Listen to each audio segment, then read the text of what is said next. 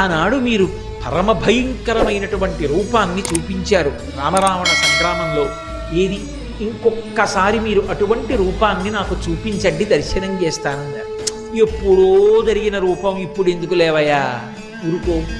కాదు కాదు, చూడవలసింది. సరే చూపిస్తాను చూడమని మేరు పర్వతం ఎలా ఉంటుందో అలా పెరిగిపోవడం మొదలుపెట్టారు. పెరిగిపోతే ఆయన రూపం దశ దిశలు నిండిపోతే ఇంతటి ధైర్యశాలి అయినటువంటి భీముడు గజ గజ ఉనికిపోయాడు. ఆ రూపాన్ని చూసి ఉనికిపోయి ఇక చూడలేక రెండు చేతులతో కళ్ళు మూసేసుకుని, అలా కళ్ళు మూసుకుని రెండు చేతులు ఎత్తి నమస్కారం చేసి, నేను చూడలేకపోతున్నాను ఈ రూపాన్ని, నాకు భయం వేస్తోంది, ఉపసంహారం చేశాను అంటే ఉపసంహారం చేశాడు. ఉపసంహారం చేసి మళ్ళీ వృద్ధవానరం ఎలా ఉంటుందో అలా కనపడి, ఇది నువ్వు చూపించమన్నావని చూపించినటువంటి రూపం, శత్రువీరులు ఎదురు నిలబడినప్పుడు దీనికి రెండింతలు పెరుగుతుంది నా శరీరం.